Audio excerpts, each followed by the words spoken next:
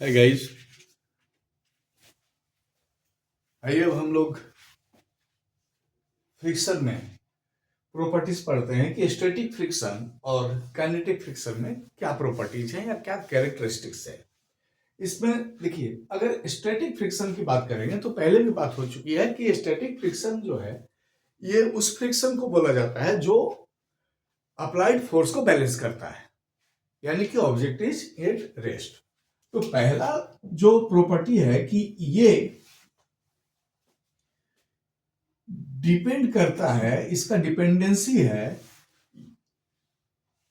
Nature of the surface, nature of the surface पर। ये depend करेगा कि नेचर सरफेस का कैसा है, और दूसरा डिपेंड करेगा स्टेट ऑफ पॉलिश पर। लेकिन ये इंडिपेंडेंट होता है, static friction is independent of the area of contact, यानी कि ये दो चीज पे डिपेंड किया, nature of surface, nature and polish, state of polish, nature and state of polish. लेकिन ये इंडिपेंडेंट है, ये हो गया independent to the area of contact.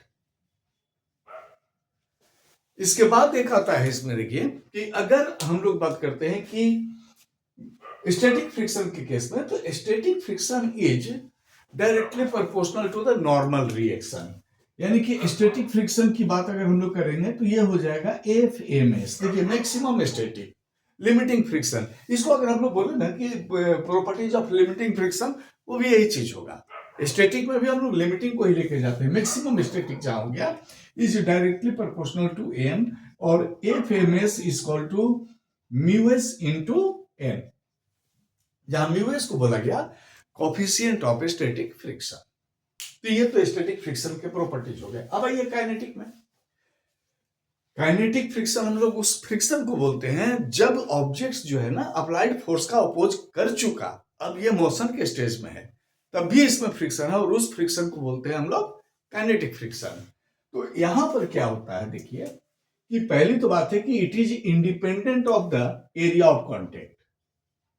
Area of contact जो होगा इसका ये इंडिपेंडेंट होगा।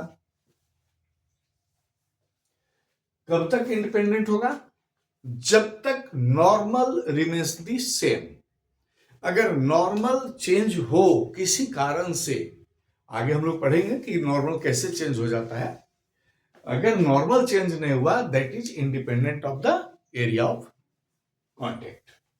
सेकंड में हो जाता है कि it is independent of the velocity. Velocity कोई भी हो उससे ये काइनेटिक फ्रिक्शन इंडिपेंडेंट होता है, लेकिन इसमें भी कंडीशन है कि velocity neither be too large nor be too small, ना तो ज्यादा होना चाहिए और नहीं कम होना चाहिए। तीसरी आ जाती है इसके अंदर में कि जो काइनेटिक फ्रिक्शन है, फोर्स ऑफ काइनेटिक फ्रिक्शन, ये इसको एफ कैसे लिख दिया, के फॉर काइनेटिक्स, ये डायरेक्टली प्रोपोर्शनल होता है नॉर्मल रिएक्शन का, और एफ के इक्वल टू लिख सकते हैं हम लोग म्यू के इंटू एन, जहां म्यू के क्या है, कोफिशिएंट ऑफ काइनेटिक फ्रिक्शन। तो यहां से देखिए, इतने के बाद हमको एक टर्म मिल गया कोफिशिएंट ऑफ फ्रिक्शन।